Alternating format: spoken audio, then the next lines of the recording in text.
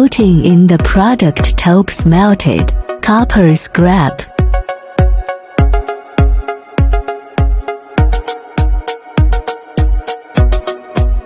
Setting the smelting temperature.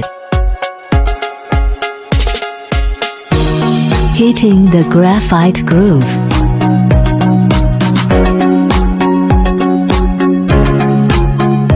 Melt into copper liquid and pour it into the graphite groove.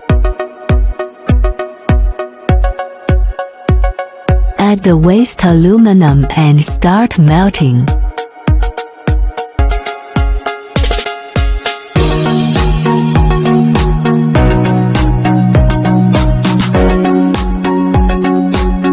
Melt into aluminum liquid and pour it into the graphite groove.